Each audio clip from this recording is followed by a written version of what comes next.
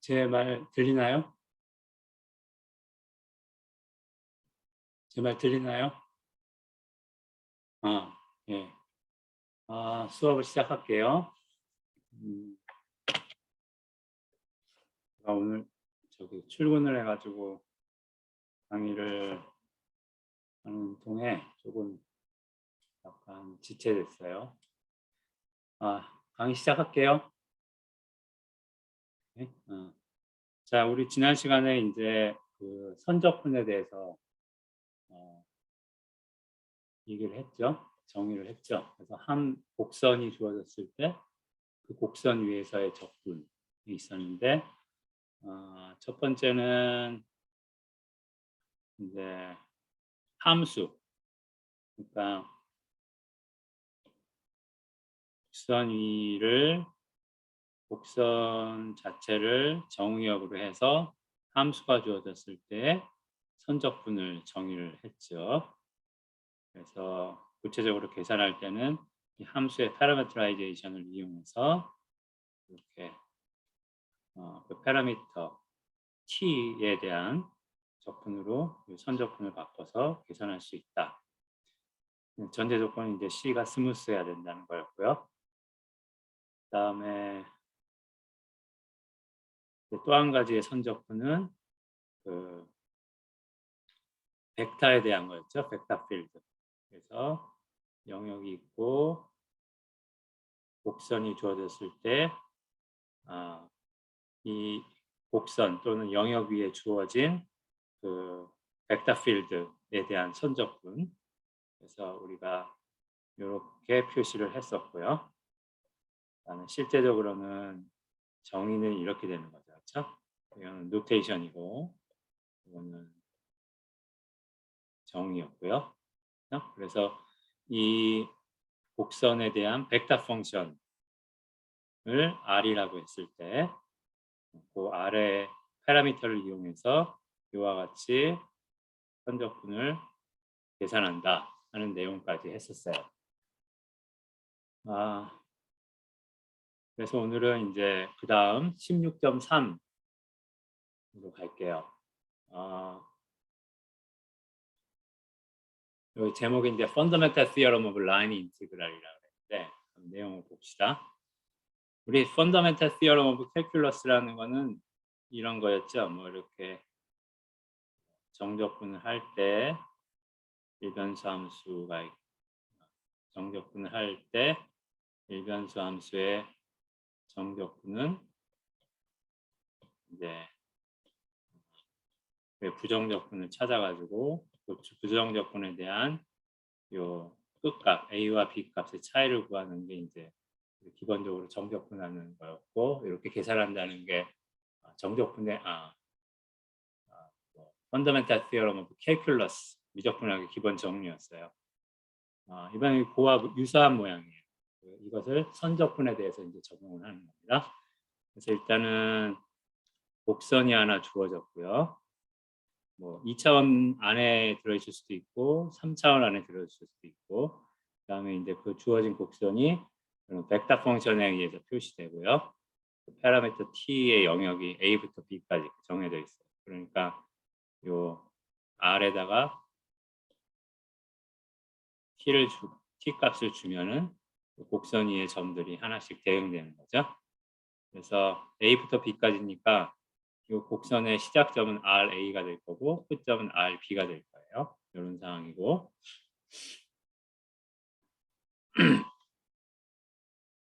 그다음에 이제 함수가 하나 있습니다. 2차원 함수도 있고 3차원 함수일 수도 있고요.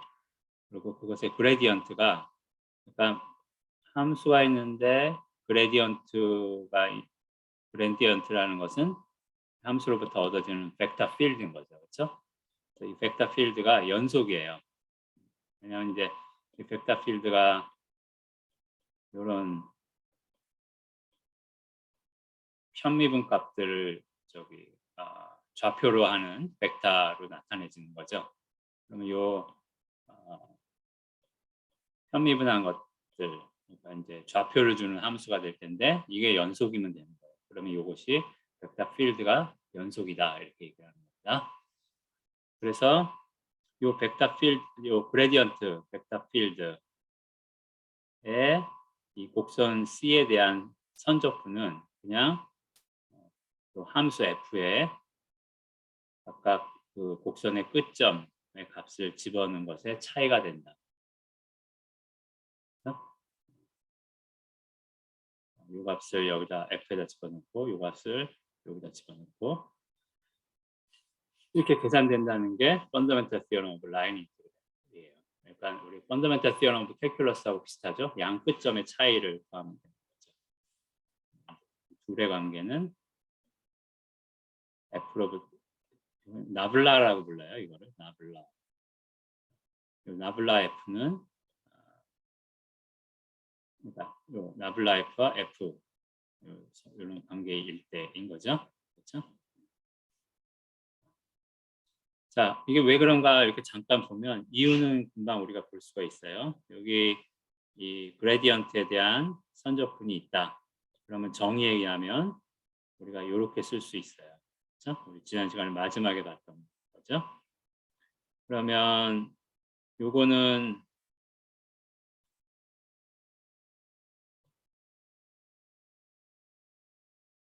뭐 3차원이면 이렇게 될 거고요. 그 다음에 여기다 다 프로덕을 하는 거죠. 다 프로덕 하는 거는 요거에 탄젠트 벡터에 해당하는 거죠. 그러니까 요거는 우리가 좌표로 쓰면 RT가 RT에 대해서 좌표 함수들을 이렇게 X, Y, Z 좌표 함수들을 생각을 하면 R'은 그냥 T에 대해서 미분한 것들을 좌표로 갖겠죠.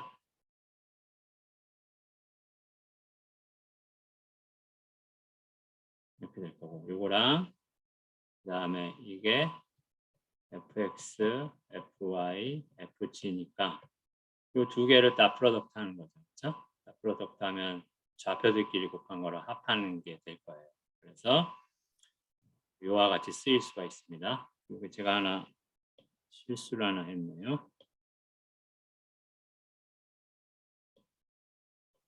G라고 써야 되겠죠. 네. 그래서 이와 같은 식으로 쓸 수가 있고요. 근데 요거를 가만 보면 이것은 요 합성함수의 미분이 되는 거예요. 그렇죠? F의 RT, F의 R과 합성한 것의 T에 대한 미분은 어떻게 돼요? 첫 번째 좌표에 해당하는 거. 그러니까 X에 대해서 미분한 거. fx 그다음에 dt dx fy dt dy fz dt dg가 되겠죠. 그렇죠? 합성함수의 미분에서 우리가 배운 거예요. 그래서 이것은 그냥 이 합성함수를 미분한 거다. 그렇죠? 합성함수를 미분한 거니까 이곳의 부정적분은 그냥 FRT가 돼버리는 거죠. 그렇죠? 그 상태에서 이 부정적분에 해당하는 것에다가 끝에 값을 집어넣는 것에 차이가 되는 거죠. 그렇죠? 이 부분이 펀더멘탈 티어럼 오브 캘큘러스죠. 그렇죠? 그래서 이렇게 값이 얻어진다는 거죠.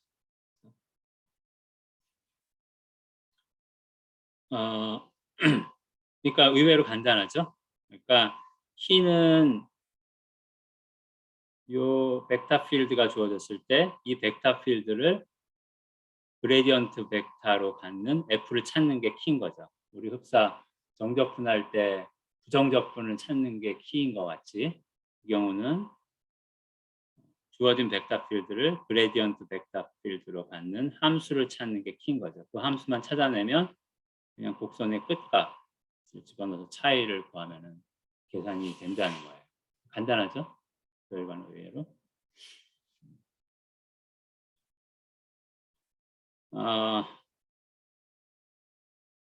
결국에는 곡선의 끝점의 값이 이 선적분의 값을 결정하는 거예요.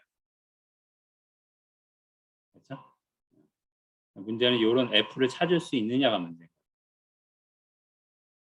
이렇게 주어졌을 때. 맞죠? 상황은 우리가 일반적인 정적분하고 똑같네요. 뭘 미분하면 그게 나올까? 그렇죠? 뭘 부정적분을 찾는 게 키인 것 같지? 주어진 벡터 필드가 있을 때 요거를 그레디언트 벡터 필드로 가는 F는 무엇일까? 그것만 알아내면 그냥 이 곡선이 어떻게 생겼든 간에 뭐 똑같은 시작점 끝점을 가는 곡선은 여러 개 있을 수 있어요. 그렇죠? 실제 C가 어떤 거냐에 상관없이 그냥 끝점과만 알면 계산이 되는 거죠. 그렇죠? 그래서 결국 문제는 이걸 찾는 거다.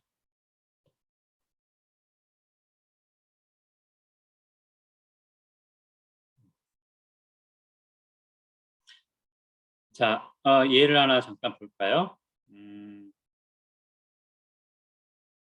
우리 이제 저번에 이 벡터 필드의 선적분을 정의할 때 이것이 이제 물리적으로는 그 필드 안에 주어진 상태에서 어떤 물체가 이동했을 때 거기에 해당하는 work, 일이 얼마나 되느냐, 그 일에 해당하는 개념이라고 그랬어요. 물리적으로는. 그렇죠? 그래서 이제 문제는 이렇게 써놨어요. 일을 구하라. 어디서냐 하면 뭐 gravitational vector field니까 중력장의 방정식 봤죠 저번에? 이런 중력장이 있을 때 무게가 스몰 m이고 위치가 3,4,12부터 2,2,0까지 질량이 m인 물체가 움직였을 때 실제로 이 움직임으로 인해서 이 벡터 필드 안에서 행해진 그런 일의 양이 얼마나 되겠느냐를 묻고 있는 거예요. 그리고 이제 뭐 피스와이즈 스무스 커브를 따라서 움직이는 거죠, 물체가 이렇게. 여기 이 문제에서는 이 커브가 실제로 어떻게 생겼는지는 얘기를 안 하고 있어요. 그냥 임의의 어떤 피스와이즈 스무스 커브가 있을 때 그 커브를 따라서 요점으로부터 요점까지 물체가 이동하면 그때 일은 어떻게 되느냐 이거예요. 그래서 일을 묻고 있기 때문에 실제로는 이 벡터 필드에 대한 선적분을 구하라는 거랑 마찬가지예요. 그렇죠? 근데 이제 우리 지난번에 예로서 하나 봤던 게 그러면은 요것을 그레디언트 벡터 필드로 갖는 함수는 무엇일까를 찾아야 되는 거죠. 근데 이제 우리 지난 시간에 봤어요. 요 녀석의 그레디언트가 요 벡터 필드가 된다는 거는 뭐 그냥 미분해 보면 알 수 있죠. 그래서 이 캐피탈 F는 실제로 이 스몰 f의 그레디언트 벡터다. 그래서 이 자리에다가 이거를 쓴 거예요. 그 다음에 이제 피스와이즈 스무스인 경우에는 어떻게 한다고 그랬죠? 스무스한 커브들을 이어서 만든 커브가 피스와이즈 스무스 커브예요. 그러면은 이렇게 예를 들면 여기서는 뭐 얘니까 그냥 두 개만 이렇게 썼어요. 그래서 이 부분이 스무스하고 C1이라고 합시다. 그 다음에 이 부분이 또 스무스예요. 이걸 C2라고 할게요. 그러면은 여기에 대한 선적분은 스무스한 조각에 대해서 각각의 선적분을 해서 더한 거나 마찬가지죠. 그렇죠? 그러면 이제 요거를 계산을 하면 요거는 F에 대해서 C1의 끝값 요거하고 요걸 그냥 P라고 할게요. 내가 뭔지는 몰라요. 여기다 임의로 주어진 거기 때문에 어쨌든 끝값을 쓰면 끝값을 차이를 쓰면 이렇게 되겠죠. 끝점, 시작점. 그 다음에 C2 입장에서 보면 P가 시작점이고 그 다음에 요 점이 2,2,0이 끝점이죠. 그래서 이렇게 값의 차이가 되겠죠. 그렇죠? 이렇게 해놓고 나면 FP는 그냥 상쇄되죠. 그렇죠? 그래서 그냥 두 점에 대한 끝값만 계산하면 된다. 그래서 이 함수에다가 2, 0하고 3, 4, 12를 집어넣어서 뺀 것이 이제 선적분의 값이 되는 거예요. 그리고 이것이 이 문제에서 묻고 있는 일에 해당한다. 그러니까 요 P가 뭔지는 중요하지 않죠. 어차피 상세에서 없어질 거기 때문에. 이 경우도 피스와이즈 스무스인 경우도 실제로는 그냥 끝값만 생각하면 됩니다. 끝점에서의 값만 생각하면 됩니다. 그렇죠?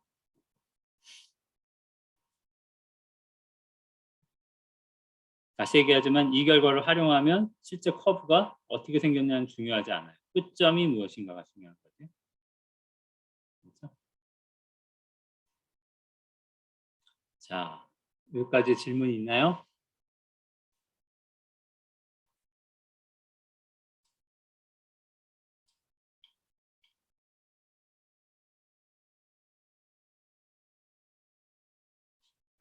잠깐만요. 이거 소리가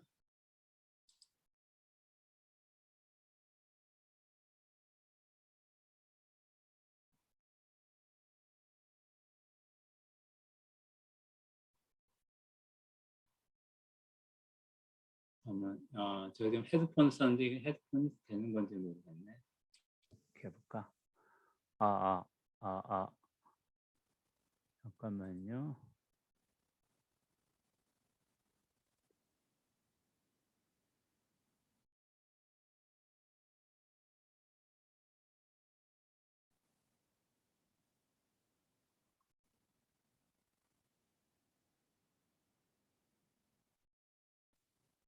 이렇게 되는구나.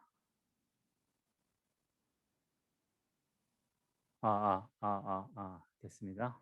예. 예.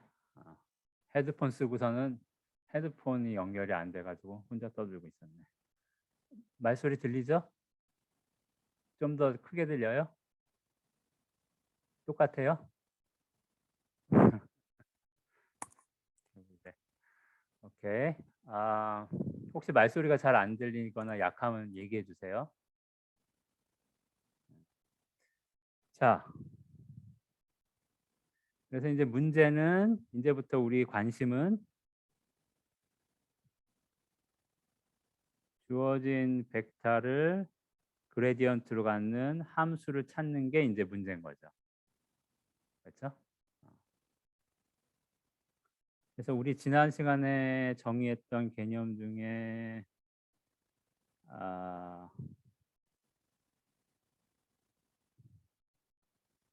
컨서버티브 벡터 필드라는 개념을 썼었죠. 그러니까 어떤 벡터 필드가 있는데 그것이 어떤 함수의 그레디언트에 해당하는 경우 컨서버티브 벡터 필드라고 했어요. 그렇죠? 그러니까 이런 F를 갖는 것을 컨서버티브 벡터 필드라고 했어요. 그러니까 우리 지금 키는 이러한 F를 찾아내는 게 키인데 그러려면 결국에는 여기 주어진 벡터 필드가 컨서버티브 벡터 필드여야 되는 거예요. 그렇죠? 자기 자신이 어떤 함수의 그레디언트 벡터여야 되는 거죠. 근데 만약에 그것이 컨서버티브 벡터 필드가 아니라면 이건 써먹을 수가 없는 거죠. 그런 F를 찾을 수가 없으니까. 맞죠? 그래서 선적분이 주어졌을 때 맨 처음에 일단 우리가 체크를 해야 되는 게 주어진 벡터 필드가 컨서버티브 벡터 필드냐. 그렇죠? 만약에 아니라면 그러면 이거는 못 쓰는 거죠. 이 펀더멘탈 시어럼은. 없는데 그걸 찾으려고 하는 거는 쓸데없는 노력이죠. 그렇죠? 그래서 그거를 좀 체크를 하는 것이 중요하다. 그래서 여기 보면 이렇게 그 책에 보면 여기 노트에도 그렇지만 시어럼을 여러 개 나열을 했는데 대부분 그게 이제 주어진 벡터 필드가 컨설버티브냐 아니냐 뭐 이런 거에 관련된 얘기들이 많이 있습니다. 그래서 차례대로 한번 봅시다. 자, 그 다음 시어럼은 뭐라고 되어 있냐면 어떤 벡터 필드의 라인 인티그랄이 주어진 영역에서 패스 인디펜던트다. 이 말이 뭔지는 좀 이따 설명할게요. 그거랑 이 클로즈드 커브, 클로즈 패스라고 하는데 이건 그냥 패곡선이에요. 패곡선이란 거는 곡선이 시작점하고 끝점이 같은 거. 그렇죠? 닫힌 곡선 또는 뭐 패곡선. 그렇죠? 그래서 패곡선에 대해서 라인 인티그랄을 하면 값이 항상 0이 된다. 이 두 개가 동치라는 거예요. 근데 여기 이제 패스 인디펜던트 하다는 건 뭐냐면 여기 이제 점이 두 개 주어졌고 그 두 점을 시작점과 끝점으로 가는 곡선을 두 개 생각을 합시다. 하나는 C1이라고 하고 하나는 C2라고 할게요. 오케이? 그러면 C1에 대한 라인 인티그랄하고 C2에 대한 라인 인티그랄이 항상 같다 이거예요. 그러니까 무슨 말이에요? 뭐 곡선이 어떻게 생겼는지는 중요하지 않고 끝점이 중요한 거죠. 끝점의 값에 의해서만 라인 인티그랄이 결정되는 상황인 거죠. 그렇죠? 이것을 잇는 곡선은 뭐든 상관없다. 그렇죠? 그래서 값이 항상 일정하다 이거예요. 어떤 곡선을 택해서 라인 인티그랄을 하든 이럴 때 이게 패스 인디펜던트 하다 그래요. 이게 어떤 주어진 영역 뒤에서는 항상 그런 거예요. 어떤 영역이 있다. 두 점을 선택했다. 그러면 두 점을 연결하는 어떤 곡선을 취하더라도 그들에 대한 라인 인티그랄 값은 항상 동일하다. 이렇게 될 때 이 선적분이 이 영역 뒤에서는 패스 인디펜던트하다 이렇게 얘기해요. 인디펜던트라는 게 뭐예요? 뭐에 의해서 결정되지 않는다는 거죠. 그거와 상관없다는 거죠. 그렇죠? 인디펜던스 그러면 독립이잖아요. 그렇죠? 디펜드 한다는 거는 뭐에 이제 의존한다. 뭐에 의해서 결정된다 이런 얘기니까. 그래서 패스 인디펜던트 하다는 것과 패곡선에 대해서 선적분한 게 항상 0이다라는 것은 동치예요. 동치라는 말은 요게 성립하면 요게 성립하고 거꾸로 요게 성립하면 요게 성립하고. 동치라는 말 알죠? 알아요? 몰라요? 최현용 학생. 동치라는 말 알아요? 네, 알고 있습니다. 오케이. 자, 왜 그런가 보면 이유는 그냥 사실 보면 좀 간단해요. 이렇게 봅시다. 이쪽 방향으로 증명을 해볼게요. 그러니까 인디펜던트, 패스 인디펜던트 하면 패곡선에 대해서 항상 성적분이 0이라는 거를 보면 이제 패곡선을 임의로 하나 잡읍시다. C라고 할게요. 그래놓고 이 패곡선을 두 개의 곡선으로 자를게요. 여기서부터 여기까지. 그다음에 또 여기서부터 여기까지. 그래서 첫 번째 거를 C1이라고 하고 두 번째 거를 C2라고 할게요. 근데 이제 C2는 방향이 이렇게 돼 있죠? 그래서 곡선의 방향을 반대로 잡으면 우리가 그걸 마이너스 C2라고 표시했었잖아요.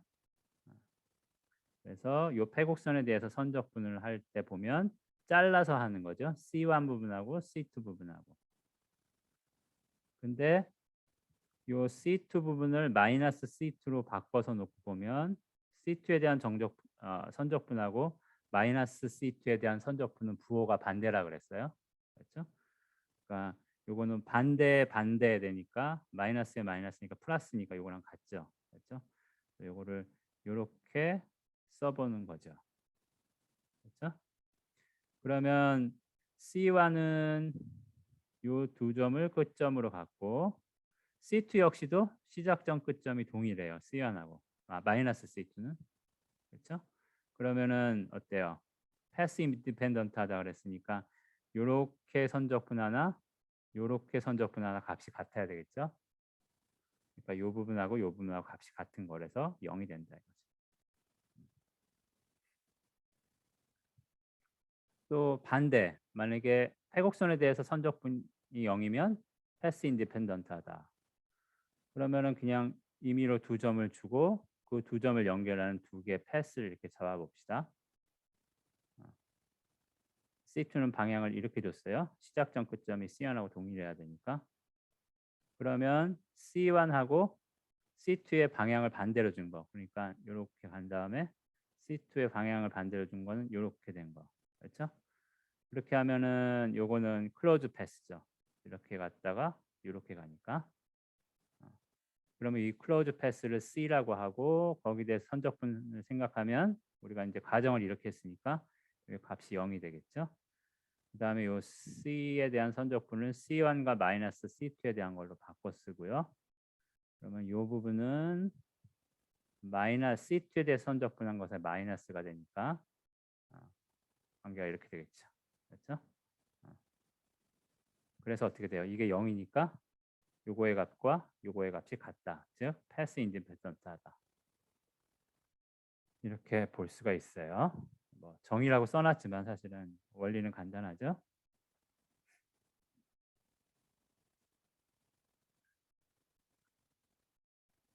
자, 그 다음 정리를 한번 봅시다. 벡터 필드가 하나 주어져 있어요. 우리 벡터 필드는 연속이에요. 그러니까 벡터 필드가 연속이라는 거는 요거를 좌표 함수를 가지고 이렇게 써보면 여기 PQ라는 거를 많이 써요. 이렇게 좌표 함수를 생각을 하면 2차원만 생각을 합시다. 그러면 이 좌표 함수 각각이 연속 함수면 되는 거예요. 그렇죠? 좌표 함수가 연속이면 이 벡터 필드가 연속인 거예요.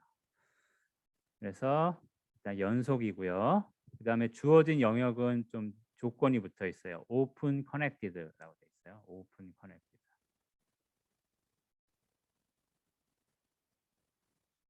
이 오픈이라는 거는 어떤 거냐면 영역이 있다. 그리고 영역에서 그냥 임의로 아무 점이나 잡아요. 그러면 이 영역 안에 쏙 들어가도록 이 주어진 점을 중심으로 하는 디스크를 안에다가 잡을 수 있으면 이걸 오픈이라고 얘기해요.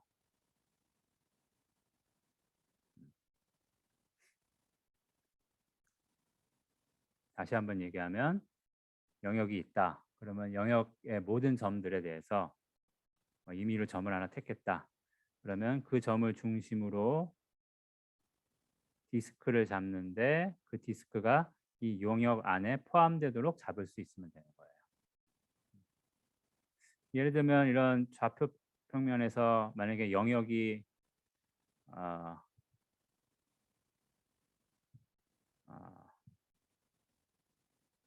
이렇게 하나 잡아볼까요? 이렇게 점점점 했다는 거는 둘레를 포함하지 않는 영역이라는 거예요.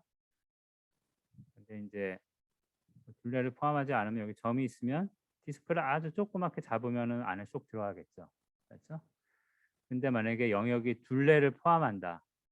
그러면 그 둘레에 있는 점에서는 디스크를 어떻게 잡든지 간에 일부는 밖으로 삐져나오게 되겠죠. 그렇죠?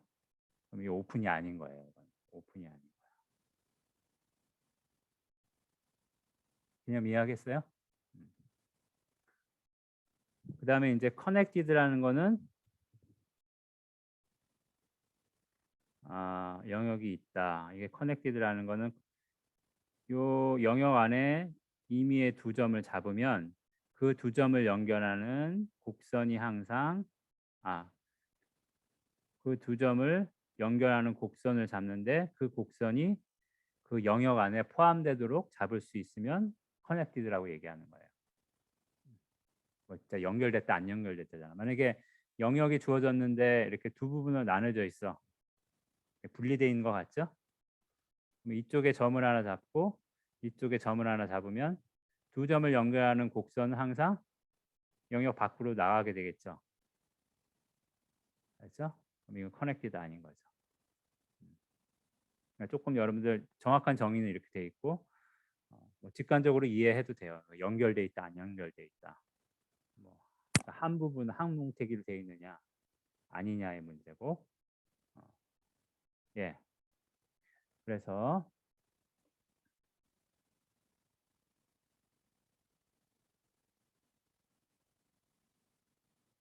오픈이고 커넥티드인 영역 D가 있고 그 영역 D에서 연속인 벡터 필드가 주어져 있다. 그랬을 때 다음이 성립한다는 거예요. 만약에 이 벡터 필드에 대한 성적분이 패스 인디펜던트다. 그러면 그 벡터 필드 F는 컨설버리브 벡터 필드라는 거예요. 즉, 그 주어진 F를 그레디언트 벡터로 갖는 함수가 항상 존재한다는 거죠. 이 조건을 만족하면.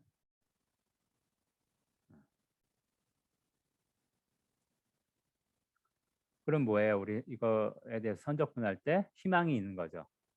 그렇죠? 컨설버리브 벡터 필드가 되니까 이러한 F를 찾기만 하면 이 벡터 필드에 대한 선적분은 쉽게 구할 수 있는 거죠. 그렇죠?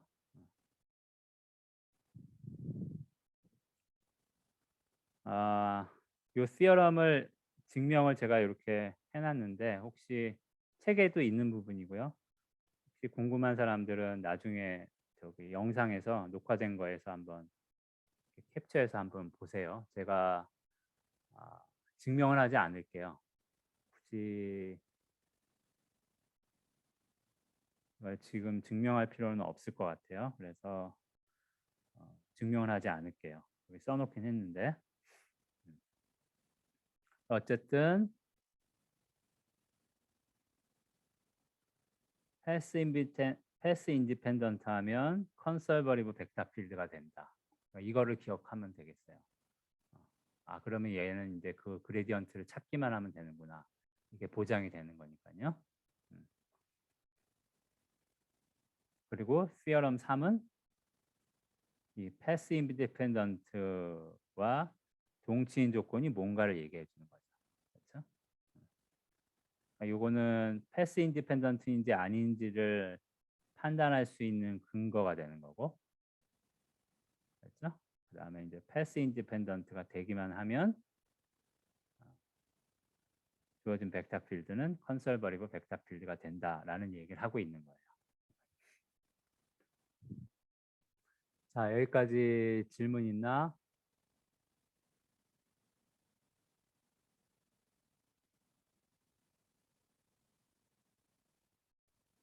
오늘 아침에 날씨가 춥죠? 아침에 나오는데 춥더라고 진짜. 추우면 더 졸리죠. 음?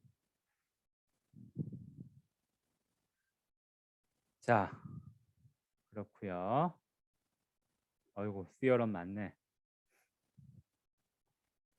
그 다음에 시어럼 5, 6은 또 역시 컨설버리브 벡터 필드에 대해서 얘기해 주고 있어요. 여기 한번 봅시다. 여기 주어진 벡터 필드는 2차원이에요.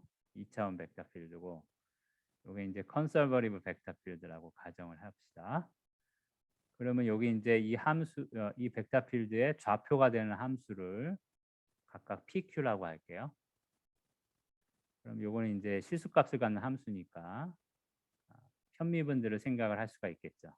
X, Y에 대한 편미분들이 각각 PQ에 대해서 해서 4가지가 있을 텐데 이 편미분을 해놓은 함수가 주어진 영역에서 연속이에요.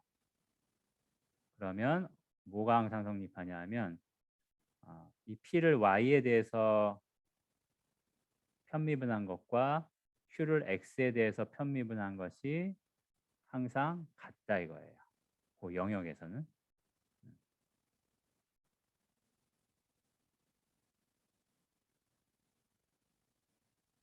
그러니까 이 시어럼은 왜 있는 거죠? 컨설버리브 하면 이게 항상 성립한다는 거죠. 그러니까 거꾸로 벡터 필드가 주어졌는데 PY, QX를 구했는데 어떤 점에서 값이 달라버리더라. 그럼 어떻게 되는 거야? 컨설버리브가 아닌 거죠. 맞죠? 여러분들 논리에서 대우라는 말 알아요? 들어봤어? 오늘은 현영이한테 계속 물어봐야겠다.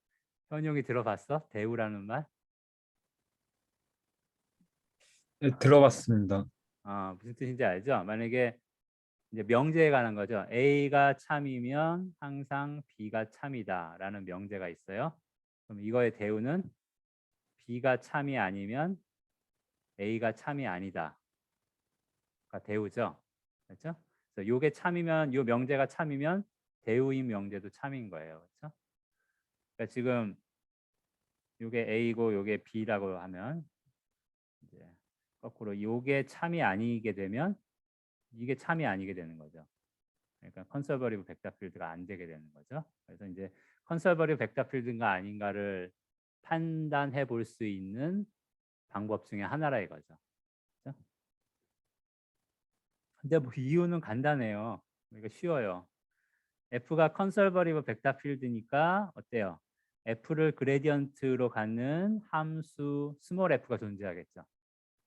그리고 F는 여기에 대한 편미분들을 좌표로 이렇게 가질 거예요. 그렇죠? 그러니까 요 fx가 p인 거고 fy가 q인 거죠. 그렇죠?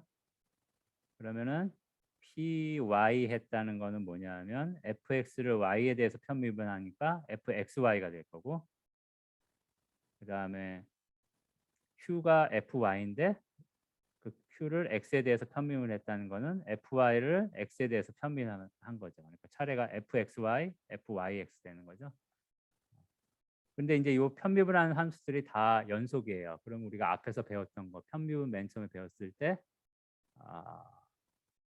그 얘기했던 게 미분할 때 차례가 문제가 안 된다. 그렇죠?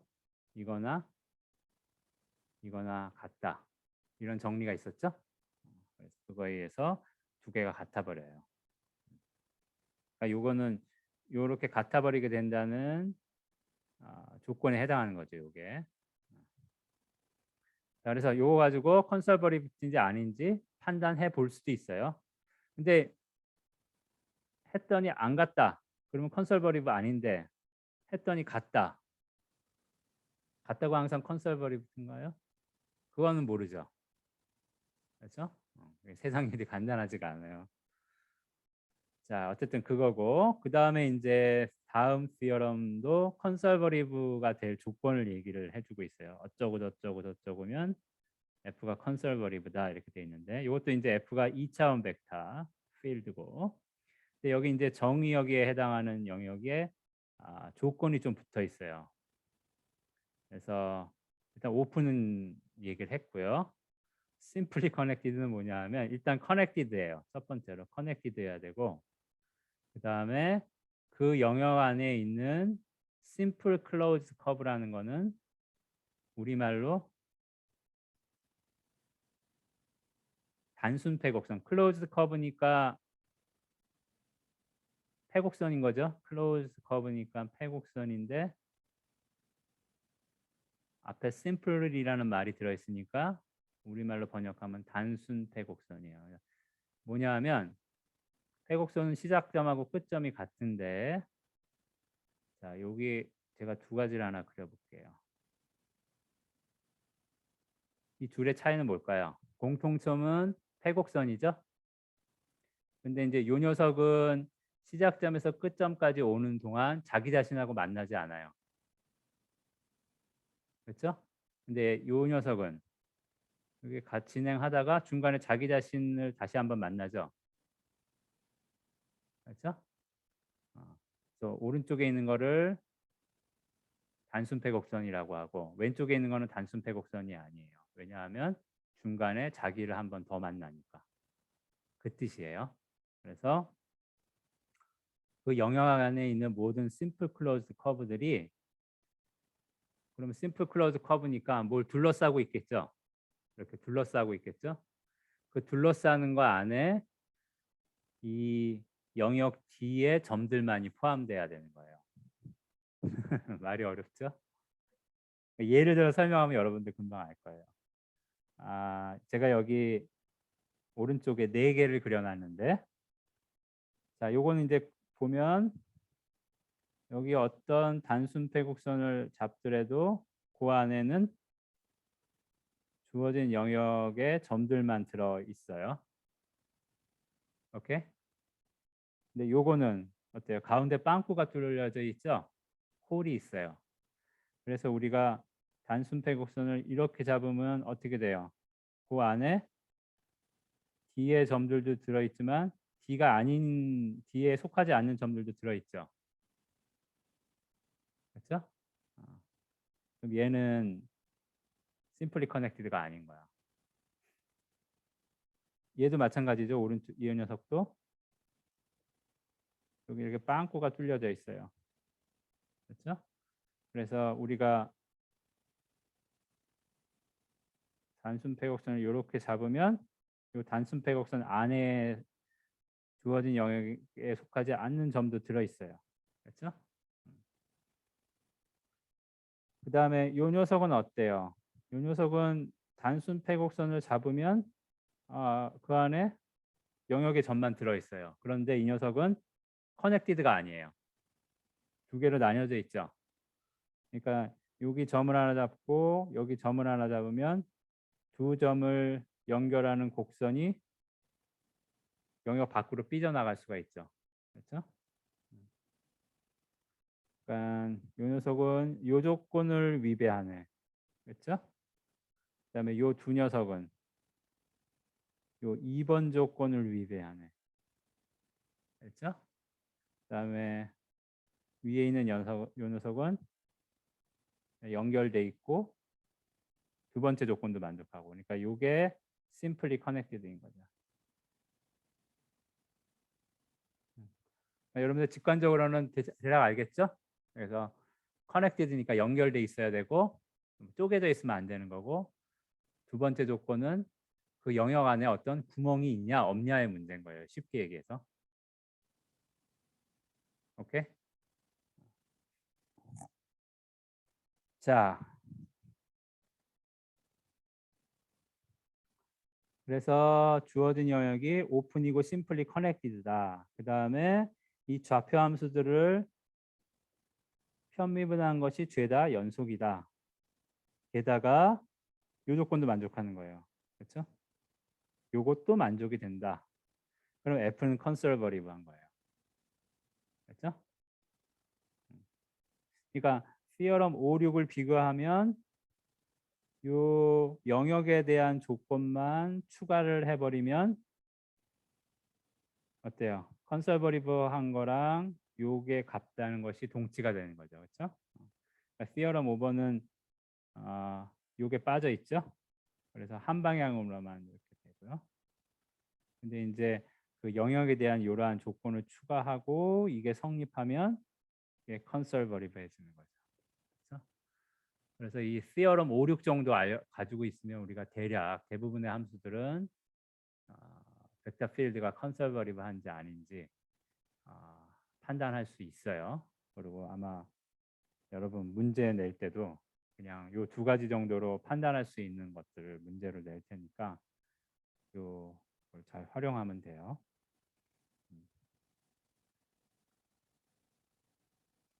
여러분들 이제 이 수학을 할 때 뭐 전공 들어가서 뭐 수학과 같이 수학은 안 하겠지만 어쨌든 수학적인 거를 여러분들이 만나게 될 거예요. 전산과를 하더라도 뭐 실제 테크놀로지나 사이언스를 이제 컴퓨터에서 돌아가도록 구현을 하고 또 전산학 자체도 또 수학적인 걸 사용하죠. 그러니까 여러분들이 수학적인 아규먼트는 피할 수가 없어요. 지식적인 것보다도 수학적인 거. 왜냐하면 이제 수학이라는 게 어떤 엔지니어링이든 사이언스든 거의 수학을 이용해서 나타내잖아요. 그래서 수학을 과학의 언어라고 하는 거죠. 물리에서도 그냥 딱 요만 한마디 해버리면 끝이잖아. 그렇지? 이걸 물리적으로 풀어서 얘기하면 이러이러하다 한참 얘기할 수 있지만 그냥 간단히 이런 방정식으로 나타내잖아요. 그렇죠? 뭐 다른 분야도 마찬가지예요. 명료함이 있고 분석적인 게 들어있기 때문에 수학적인 함수나 어떤 수학적인 개념을 이용해서 기술을 하게 되는 거예요. 그래서 수학을 뭐 과학의 언어라고 하는 거죠. 그래서 이제 수학적인 것들을 많이 만나게 되는데 물론 이제 디테일에 들어가면 어떤 계산도 잘하고 테크닉적으로 수학적으로 어떤 자잘한 테크닉들이 있을 거 아니에요. 그런 것들 잘하면 좋긴 한데 그 이전에 이제 필요한 것은 말뜻을 잘 알아듣는 거예요. 여기 지금 보면 여기도 자꾸 뭐 정의가 나오죠. 그렇죠? 뭐 컨설버리브니 뭐 심플리 커넥티드니 뭐 어쩌고 그러니까 여러분들이 그런 정의를 일단 잘 캐치를 하면 여러분들이 일하기에 좋아요. 그거는 수학 잘하고 못하고의 문제하고는 달라요. 그렇죠? 말뜻이니까. 언어에서의 단어의 뜻을 잘 아는 거랑 똑같은 거예요. 그래서 뭐 나 이제 전산과 하는데 이제 수학 좀 그만했으면 좋겠다 하는 마음은 이해하나 제가 예언하건대 피하기는 힘들 거다. 더더군다나 하이 레벨 뭐 컴퓨터 사이언티스트가 되려면 더더군다나 그래요. 그래서 저 박사과정 때 룸메이트가 전산과였는데 맨날 페이퍼 들고 와가지고 야 이거를 수학적으로 간단히 쓰면 어떻게 되냐 그러고 대충 써 그걸 왜 그렇게 써 그랬더니 수학 이용해서 예쁘게 쓰면 논문이 더 좋고 또 실제 그 안의 것들을 애널라이즈하기 훨씬 좋다는 거예요. 그래서 맨날 와가지고 자기가 쓴 것 좀 고쳐달라고 봐달라고 막 그랬던 기억이 나긴 해요. 물론 코딩을 잘하는 거는 또 다른 문제긴 하지만 코딩을 잘하는 거는 굳이 전산과를 다니지 않아도 잘하죠. 여러분들 나가보면 아마 뭐 인터넷이나 이런 데 보면 학력에 상관없이 진짜 타고난 코더들이 있어요. 그래서 그거는 그거고 근데 이제 여러분들이 사이언티스트나 엔지니어라는 이름을 달고 다니려면 수학적인 것에 대해서는 좀 어느 정도 소양을 갖추지 않으면 힘들어요. 그런 얘기를 좀 하고 싶고요. 그 다음에 이제 그럼 예를 한번 봅시다. 배워 먹었으니까 컨설버리브냐 아니냐 판단하는 거를 우리가 지금 피어럼 5, 6을 통해서 배웠잖아요. 자, 그래서 여기 이렇게 벡터 필드가 하나 주어졌네요. 그럼 묻고 있어요. 컨설버리브냐 아니냐. 그럼 일단 해볼 수 있는 게 요거죠. 그렇죠? 요게 성립 안 하면 컨설버리브 안 한 거잖아요. 근데 실제 해봤어요. 첫 번째 좌표를 y에 대해서 미분. 첫 번째 좌표를 y에 대해서 미분 하면 마이너스 1이네. 두 번째 좌표를 x에 대해서 미분. 두 번째 좌표를 x에 대해서 미분하면 1이네. 다르네. 그렇죠? 컨설버리브 아니죠. 오케이? 간단하죠? 그 다음에 요 녀석은 일단 첫 번째 좌표 x에 대해서 미분하고 두 번째 좌표 y에 대해서 미분했어요. 첫 번째 좌표 x에 대해서 미분하면 내가 y에 대해서 미분해야 되는구나. 미안해요. 순서를 바꿨네. 첫 번째 좌표를 y에 대해서 미분하고 두 번째 좌표를 x에 대해서 미분해야 되겠죠? y에 대해서 미분하면 2x죠. 그렇죠? 요 x에 대해서 미분하면 2x죠. 성립을 해요. 성립하니까 아직은 컨설버리브가 아니라고 말은 못하죠. 이게 만약에 성립을 안 하면 컨설버리브가 아닌데 성립은 일단 하니까 조금 더 살펴봐야 되는 거죠. 그래서 가만 생각을 좀 해봤더니 우리가 요거 얘기할 때 이게 정의되는 영역이 뭔지를 말을 안 했어요. 그렇죠? 근데 우리 이제 제가 여러 번 얘기하지만 함수가 주어졌는데 그 함수의 정의역에 대해서 아무 말도 안 했다. 그러면 그 함수가 실수값을 가지도록 하는 또는 이제 벡터 필드는 벡터를 가지도록 하는 최대 영역을 정의역으로 생각한다 그랬어요. 그러니까 여기 아무 말도 안 했다는 거는 그냥 R2가 정의역이라는 거예요. 그렇죠? 그럼 R2 자체는 보면 커넥티드죠. 두 개로 쪼개져 있지 않죠? 그 다음에 R2에서 어떤 패곡선을 잡더라도 그 안에 들어있는 점들은 R2의 점이잖아요. 그렇죠? 그러니까 R2 자신은 오픈 앤 심플리 커넥티드를 만족을 해요. 그러니까 여러분들이 이 정의를 잘 캐치하는 거 중요하죠. 그 다음에 2번 조건, 요 조건. 요건 다 다항함수니까 뭐 편미분을 어떻게 하든지 간에 항상 연속함수잖아요. 그렇죠? 실수 R2 전체에서 연속이에요. 편미분들이. 그러니까 요 세 조건을 지금 다 만족하고 있는 거예요. 그러니까 컨설버리브죠.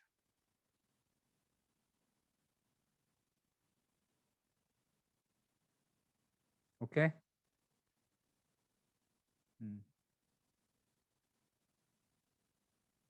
아, 이따가 보면 알겠지. 그러지 말고 지금 이상하면 물어보세요.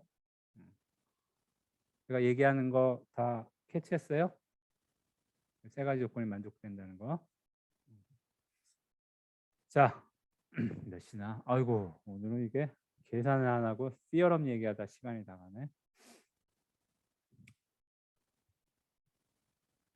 자, 그러면 넘어가도 될까요? 네. 자, 그 다음 봅시다. 얼마나 남았나? 아, 얼마 안 남은 게 뭐 시간 안에 할 수 있겠네요. 자, 그럼 이제 계속 저기 예제를 가지고 좀 생각을 해봅시다. 자, 그러니까 여기까지 하면 컨설버리브인지 아닌지 대략 판정을 할 수가 있어요. 그래서 체크를 해봤더니 주어진 벡터 필드가 컨설버리브더라. 그럼 이제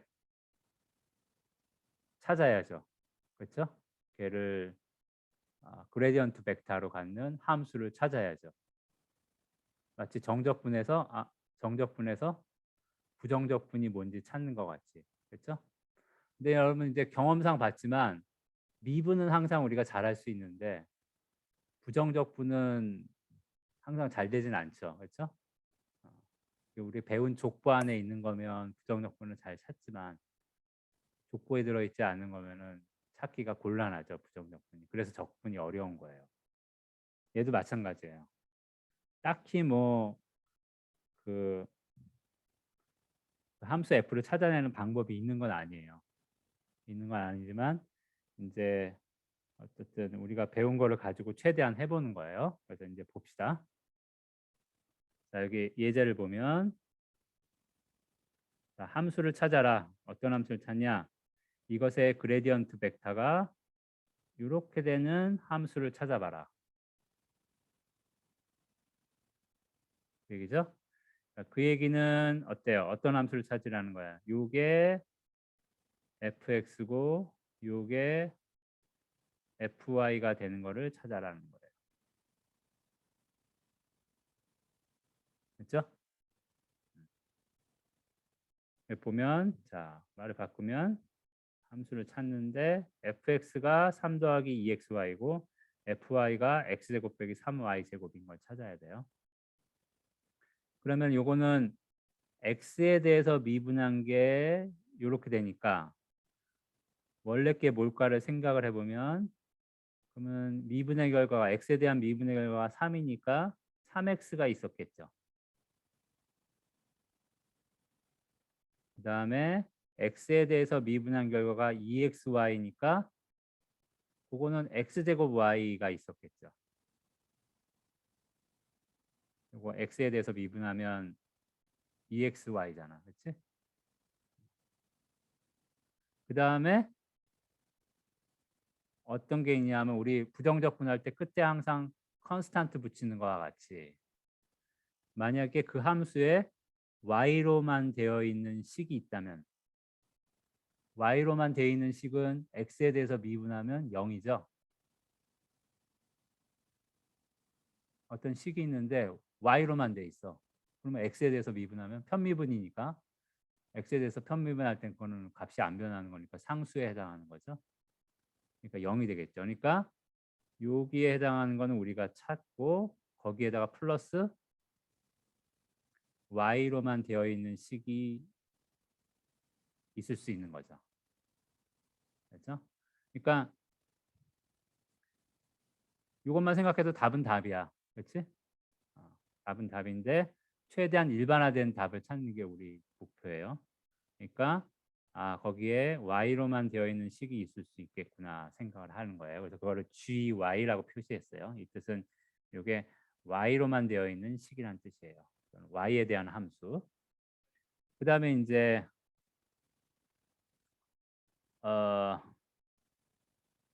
그러면은 요거를 이번에는 y에 대해서 미분해 봅시다. 요 부분. y에 대해서 미분하면 이건 뭐 잘못했다. y에 대해서 미분하면 3x는 0이 될 거고, 그다음에 요거 y에 대해서 미분하면 x제곱 될 거고, 요거 y에 대해서 미분하면 g의 도함수가 되겠죠. 맞죠? 그래서 이렇게 간 다음에 이걸 다시 y에 대해서 미분하면 요런 꼴이 x제곱 더하기 g의 도함수 이렇게 될 거예요. 그래 놓고 요 녀석이랑 비교를 해보는 거죠. 딱 비교를 하면 이렇게 매칭이 되죠. 그 얘기는 G'Y가 마이너스 3y 제곱이라는 얘기다.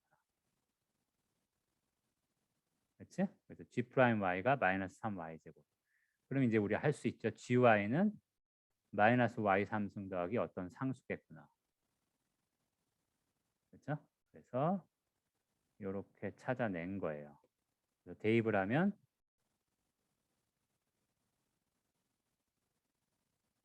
이해하겠어요? 차근차근 생각하면 어렵지 않아요.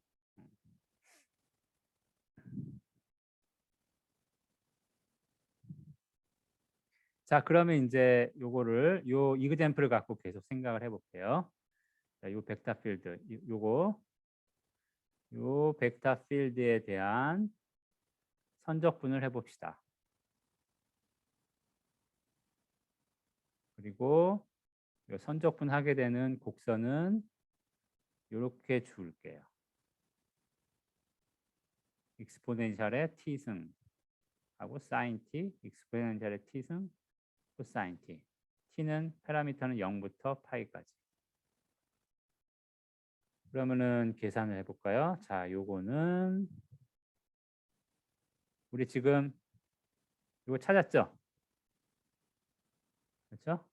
요 함수에 대해서 그레디언트를 취하면 주어진 벡터 필드가 되는 거예요. 그래서 요게 요 자리에 이렇게 f 대신에 씁니다. 그렇죠? 그러면 이제 우리 맨 처음에 배웠던 fundamental theorem of line integral에 의하면 그렇죠? 이 그레디언트를 주는 함수 f를 찾았으니까 그 함수에 대해서 이 곡선의 끝값 그렇죠? r 파이 r 제로 이게 끝점이죠. 그래서 r에다가 파이 집어넣으면 이건 사인이 있으니까 0이고 두 번째 좌표는 2파이의 코사인 파이니까 마이너스 2파이겠네요. 그렇죠? 요거 집어넣는 게 요거죠. 그리고 t가 0이면 이것도 0이고 요거는 1이네요. 그렇죠? 0,1이 되죠. 요게 요거. 그래서 요거를 요 f에다 집어넣는 거예요. 그러면 첫 번째 좌표가 죄다 0이니까 요거는 사라지고 요것만 남겠네요. 그렇죠? 집어넣으면 앞에 거는 2의 3파이승이고 뒤에 거는 마이너스 1이죠. 빼면 값이 이렇게 나오죠. 간단하죠? 이 f를 찾으니까 편하죠? 여기 제가 이제 푸는 법을 세 가지를 해놨어요. 제일 좋은 건 이거죠. 간편하잖아요. 그렇죠? 그다음에 두 번째는 뭐냐 하면 정면 돌파. 뭐 theorem 이런 거 안 쓰고 그냥 있는 대로 계산을 해보자 이거예요. 그래서 자, 요거가 원래 우리가 이제 t에 대한 정적분으로 바꾸면 이렇게 된다 그랬죠? 그래서 이거를 그대로 죄다 써보는 거예요. FRT는 이 좌표를 여기다가 집어넣으면 되죠. XY 자리에다가 집어넣으면 이렇게 되네요. 그 다음에 R'T를 취하면 R'T 이거 미분하면 첫 번째 좌표는 이렇게 되겠네요. ET의 sin t 더하기 ET의 코사인 t. 두 번째 좌표 미분하면 ET의 코사인 t 빼기 ET의 sin t. 그래서 요 두 벡터를 닷 프로덕트 하면 t에 대한 식이 나올 텐데 그거를 정적분하면 되겠죠. 별로 하고 싶지 않게 생겼죠, 지금. 아이고야, 뭐 이렇게 정적분할 때 자체가 어렵지는 않을 것 같아요. 익스포넨셜하고 삼각함수하고 섞여 있는 거기 때문에 아마 부분적분 같은 것들을 여러 번 쓰면 계산이 가능할 거예요. 그렇지만 좀 약간 계산이 길어지겠죠. 그렇죠? 그러니까 이제 이거 왜 이렇게 했어요, 제가? 이게 좋다는 걸 강조하려고. 그렇죠? 이거 쓰지 않으면 이제 우리가 정면 돌파를 하면 열심히 계산을 여러 번 해야 된다. 서로 계산을 하더라도 잘 될지 안 될지는 보장 못 한다. 그 다음에 이제 또 한 가지를 얘기를 해볼게요. 이거 이제 우리가 이 F는 이미 요런 함수를 찾았으니까 컨설버리브 해요. 그렇죠? 컨설버리브 하니까 아까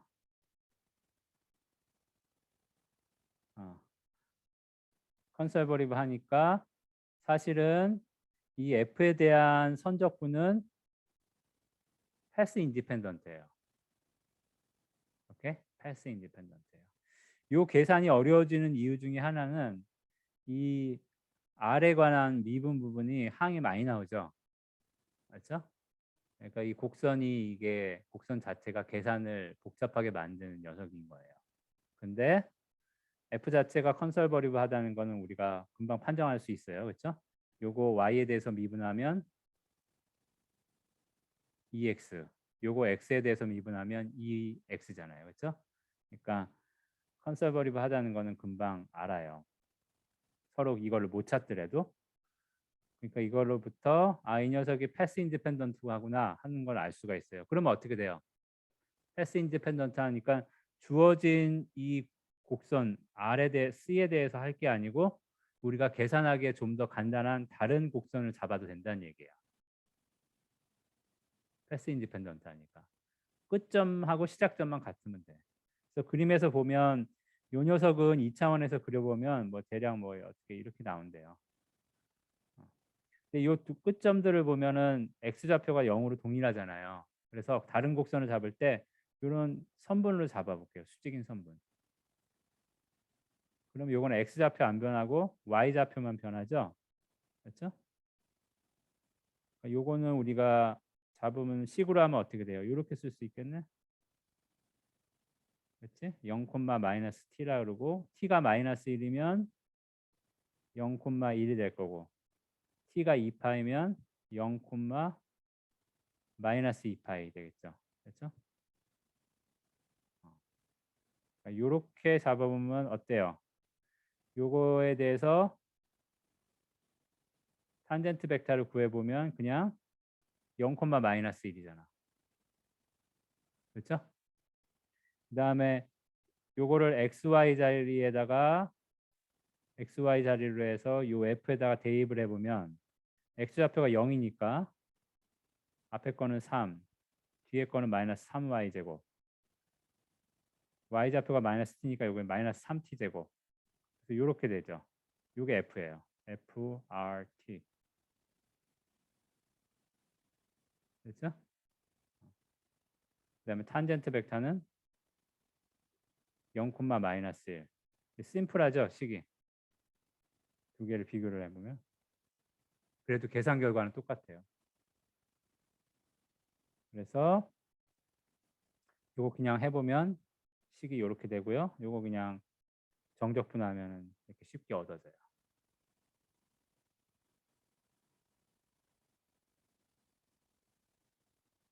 그러니까 요 세 개를 보건데 어때요? 베스트 시나리오는 그냥 얘를 그레디언트 벡터 필드로 갖는 F를 찾아버리면 그러면 제일 심플해요. 그렇죠? 근데 잘 못 찾는 경우도 있을 거예요. 이거는 이그젠플을 쉽게 해서 그렇지만 부정적분 잘 못 찾는 것 같이 그런 F를 잘 못 찾을 수도 있어요. 그럴 때는 주어진 벡터 필드가 컨설버리브라는 거를 확인을 해보고 그러면 이 주어진 곡선 말고 뭔가 계산을 쉽게 할 수 있는 다른 곡선을 잡아서 라인 인티그랄을 계산한다. 이게 차선책이겠네요. 그렇죠? 그 다음에 이도저도 안 되면 그냥 계산하는 거지. 그렇죠? 아마 뭐 이런 경우는 함수가 무지 복잡하면 컴퓨터를 써야 할지도 몰라요. 정확한 값을 못 구하면 근사값이라도 구해야 될 거 아니야. 그렇죠? 좀 정리가 돼요? 아. 그래서 지금 배운 내용을 보면 우리 맨 처음에 이 펀더멘탈 시어럼 배웠고요. 그래서 펀더멘탈 시어럼을 이용해서 이런 F, 포텐셜 펑션이라고 앞에 얘기했었죠. 포텐셜 펑션을 잘 찾아주면 된다. 포텐셜 펑션을 잘 못 찾는 경우면 최소한 주어진 벡터 필드가 컨설버리브인가 아닌가를 체크해서 컨설버리브인 경우에는 계산이 용이하도록 다른 곡선, 패스를 잡아준다. 이도저도 안 되면 그냥 정면 돌파. 그러니까 요 이그젠플 4번, 3, 4번은 되게 좋은 이그젠플이에요. 지금 우리 이 섹션에서 하고 있는 얘기를 다 함축적으로 담고 있어요. 알겠죠? 그러니까 여러분들이 요걸 다시 한번 혼자서 잘 단계별로, 계산은 다 쉽죠? 단계별로 한번 다시 복기를 해보면 요 섹션에서 배운 것들을 다 복습할 수 있어요. 그리고 앞에 있는 시어럼들이 도대체 왜 주어졌는지도 이유를 이제 알 수가 있는 거죠. 그렇죠? 이렇게 해서 복습을 한번 해보시고요. 아이고야, 빨리 해야 되겠다. 그 다음에는 이제 이거 똑같은 문제인데 요거는 이변수 함수였고 저기 2차원 벡터 필드였고 이번엔 3차원 벡터 필드일 때 요거를 그레디언트 갖는 함수를 찾아보라는 거예요. 그래서 요령은 똑같아요. 근데 단계는 좀 더 갑니다. 자, 요렇게 되는 함수를 찾아라. 포텐셜 펑션을 찾아라. 그럼 fx 하면 첫 번째 이 f를 x에 대해서 편미분 하면 x좌표가 되겠죠. y제곱이 될 테니까 그럼 본래 f는 xy제곱을 포함하고 있을 것이고 그 다음에 플러스 y와 z로만 되어 있는 식을 가지고 있을 수 있죠. 맞죠? 요거 x에 대해서 미분하면 통째로 0이 되잖아요. 그렇죠? 그래서 요거를 찾아야 되는 거예요. 한편 fy는 이렇게 된단 말이에요. 그럼 우리가 여기서 찾은 f를 y에 대해서 미분을 하면 요거는 exy 될 거고 요거는 g의 y에 대한 편미분이 되겠죠. 그렇죠? 요거하고 갖는 거죠. 지금 이렇게 계속 하는 거는 결국 g에 대한 정보를 계속 찾아내고 있는 거예요. 요게 두 개가 성립해야 되니까 여기 오른쪽에 써놨구나. 요게 성립해야 되니까 결국 gy가 2의 3g가 돼야 되겠죠. 그렇죠? 그러면은 y에 대해서 편미분했는데 2의 3g가 나오니까 본래 거는 y의 2의 3g를 포함하겠죠. 그 다음에 z만으로 되어 있는 식이 있겠죠. 이거는 y에 대해서 미분하면 0이 되니까. 그렇죠? 여기서 새로 하나 발굴했고 그다음에 z로만 되어 있는 식이 있을 거다. 얘를 알아내는 건 이제 또 이걸 이용하는 거죠. 그래서 g에 대해서 미분한 것이 3y2z가 된단 말이에요. 그런데 요거를 g에 대해서 미분하면 어떻게 돼요? 요게 되죠? 3y의 2, 3g가 되겠죠.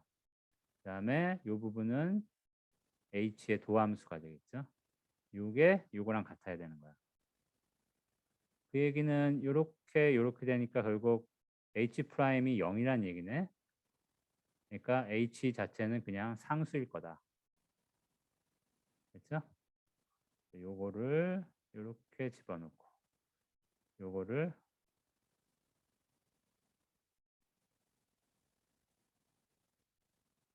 그러면 이렇게 G를 얻은 거고 G를 또 여기다 집어넣고. 그렇죠?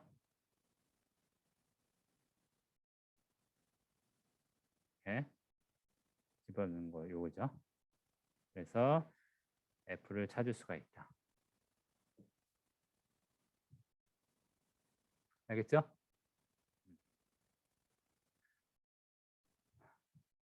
자, 제가 한 장만 더 할게요. 요거는 약간 물리적인 건데 그냥 물리 아는 사람은 그냥 들으면 되고 모르는 사람은 그냥 그런가 보다 해도 돼요. 있으니까 제가 좀 해볼게요. 자, F가 이제 continuous vector field고요. 이게 커브가 하나 주어졌어요. 이제는 물리적으로 생각하는 거예요. 그래서 어떤 힘이든 force field든 뭐 뭐든 간에 여기 force field라고 돼 있네. 역장. 그러니까 예를 들면 이렇게 힘이 작용하는 어떤 힘이 작용하는 벡터 필드예요. 그러니까 영역이 있는데 각 점마다 이 점에 작용하는 힘이 있는 거예요.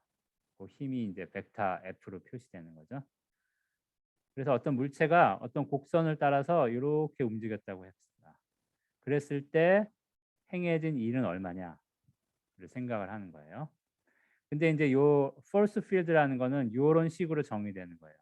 여러분들 유명한 거 알죠? F equal ma. 질량이 m인 물체에 작용하는 힘은 거기에 가속도를 곱한 거와 같다. 그렇죠? 근데 이제 이렇게 움직임이 있는 거가 있으면은 한 번 미분하면 그거는 이제 속도가 되고 두 번 미분은 뭐예요? 가속도죠, 그게 물리적으로. 그래서 R 입장에서 보면 m 곱하기 R의 더블 프라임이 돼요. 이게 이제 가속도에 해당. acceleration. 그러면은 요 식이 있으니까 이제 work를 계산하기 위해서 이렇게 하고 정의대로 쓰면 이렇게 되겠죠. 그러면 FRT가 MR 더블 프라임이니까 이렇게 쓰고요. 그다음에 여기 R 프라임 T가 있는 거죠. 요거는 스켈라죠. 요거는 벡터 닷 벡터죠. 근데 요거 어떻게 되는가 가만 생각하면 R 더블 프라임 닷 R 프라임이에요. 근데 이거는 요거 생각을 해봅시다. R 프라임 닷 R 프라임을 미분하면 어떻게 돼요? 앞에 거 R 더블 프라임 닷 R 프라임 더하기 R 프라임 닷 R 더블 프라임이 돼요. 결국 R 프라임 R 더블 프라임을 닷 프로덕트 한 거에 2배가 돼요. 우리 앞에서 배웠어요. 모르는 척 하지 마세요. 그러면 이 자리에다가 요거를 대입을 하는 거죠. 그럼 요게 2분의 1이 여기 붙어서 이렇게 되겠죠. 그렇죠? 근데 여기 이제 여기 미분이한 건 t에 대한 미분이니까 결국 요 2분의 1은 앞으로 뺄게요. 여기서. 그리고 m도 상수니까 스켈라니까 앞으로 뺄게요. 상수니까 앞으로 뺄게요. 결국에는 이 안에 들어있는 거는 r 프라임 닷 r 프라임을 t에 대해서 미분한 거란 말이에요. 그럼 딱 요게 이제 다시 미분한 거. 그러니까 본래 부정적분은 얘가 되는 거죠. 그래서 이 정적분은 요 끝값들을 이렇게 한 거다. 차이를 구한 거다. r 프라임 닷 r 프라임 하면 이건 벡터로 생각하면 그냥 r 프라임의 크기의 제곱이 되는 거죠. 벡터가 있는데 이렇게 딱 프로덕트하면 이렇게 되죠. 그래서 이렇게 쓸 수 있어요. 결국 work라는 거는 끝점에서의 속도의 제곱 곱하기 m의 2분의 1. 시작점에서의 속도의 제곱 곱하기 질량 m의 2분의 1. 뭐 물리 배운 사람은 알겠지만 이게 운동 에너지예요. 2분의 1 mb 제곱 이런 식 생각나요? 어떤 물체가 움직이고 있을 때 그것이 가진 운동 에너지는 2분의 1 mb 제곱이다. 그래서 이게 운동 에너지예요. 그러니까 끝점에서의 운동 에너지하고 시작점에서의 운동 에너지를 빼면 행해진 일에 해당한다는 거죠. 운동 에너지가 더 커졌어. 즉 속도가 더 커졌어. 뭔가 힘을 더 가했다는 거죠. 그만큼의 일이 들어갔다는 거예요. 누가 밀어줬든지 땡겨줬든지. 그렇죠? 그 차이가 work가 된다. 근데 한편 만약에 이 F가 컨설버리브 벡터 필드라면 이제 요 그레디언트가 되는 F가 함수 F가 있을 거고, 그러면 요거는 이게 컨설버리브니까 요 부분을 요렇게 바꿨어요. 그러면 펀더멘탈 시어럼에 의해서 요렇게 되는 거죠. 지금 무슨 얘기냐면 이 녀석하고 이 녀석하고 같아지는 거죠. 하나는 B에 대한 거고 하나는 A에 대한 거, 하나는 A에 대한 거고 하나는 B에 대한 거. 같이 모아요. 요 등식을. 요거 이퀄 요거니까 등식을 모으면 B에 대한 거를 한쪽에 몰아서 쓸게요. 이렇게. A에 대한 거를 한쪽에 몰아서 쓸게요. 그러면은 요런 등식이 얻어져요. 그래서 우리가 이렇게 컨서버리브 벡터 필드가 있을 때 요 함수 F를 포텐셜 펑션이라고 그랬는데 여기는 이제 요 포텐셜 펑션에 마이너스를 붙인 거예요. 그래서 이게 이제 물리적으로는 이게 뭐에 해당하냐면 위치 에너지, 포텐셜 에너지에 해당하는 거예요. 결국 점 B에서의 물체가 가진 위치 에너지 더하기 운동 에너지는 점 A에서의 물체가 가진 위치 에너지 더하기 운동 에너지가 되는 거예요. 그래서 위치 에너지, 운동 에너지를 합하면 항상 위치에 상관없이 값이 똑같다 이거예요. 그러니까 그 포텐셜 에너지랑 운동 에너지를 합친 거를 이제 우리 전체 에너지, 그 물체가 가진 전체 에너지라고 생각할 수 있는데, 뭐야 이게? 이게 이제 에너지 보존의 법칙이 된다는 거예요. 똑같죠? 합치면 똑같죠? 그렇죠? 만약에 운동 에너지가 이게 커졌다. 그러면 똑같아야 되니까 위치 에너지가 작아진 거죠. 그렇죠? 그러니까 뭐 이런 거는 여러분들 뭐 과학 시간에 많이 봤을 거예요. 예를 들어서 저 높은 곳에 물체가 하나 떠 있어요. 그럼 놓으면은 어때요? 떨어지면서 속도가 빨라지죠? 그렇죠? 그러니까 최초에 이렇게 떠 있을 때는 운동 에너지는 없고 위치 에너지만 있는 거예요. 위치 에너지가 이바에 있는 거지. 그러다가 딱 놓으면은 떨어지면서 속도가 빨라져요. 운동 에너지가 커진 거죠. 거꾸로 위치 에너지는 작아진 거죠. 맞죠? 전체 에너지의 양은 똑같다. 이제 이런 거를 우리가 이런 개념으로 사실은 설명을 할 수가 있어요. 여러분들 고등학교 때나 중학교 때는 좀 더 쉬운 말로 얘기를 했겠지만 이거는 이제 우리가 미적분학을 배웠으니까 그걸로 기술해 보면 이런 거다.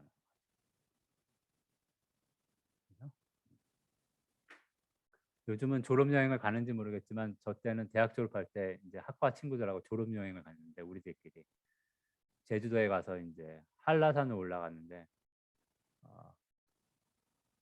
거기 이제 좀 이렇게 무게가 좀 많이 나가는 친구가 있었어요. 한 중턱까지 올라가니까 못 올라가더라고. 그래서 다른 사람들이 달라붙어 가지고 앞에서 끌어주고 뒤에서 밀어주고 올라가면서 어떤 친구 하는 얘기가 야 우리 이거 위치 에너지 배터리를 충전시키는 중이야 이런 얘기를 했어요. 그 친구를 한라산 꼭대기까지 올려놓으면 위치 에너지를 높이는 거죠. 그렇죠? 재미없는 농담이지만 나는 재밌었는데. 자, 아이고 시간이 벌써 많이 지나갔네요. 네. 그러면 오늘 여기까지 하고 여러분들 이제 저번에도 강조했지만 이제 기말 얼마 안 남았으니까 끝까지 포기하지 말고 매일매일 좀 이제 챙겨서 공부들 복습들 하세요. 알겠죠?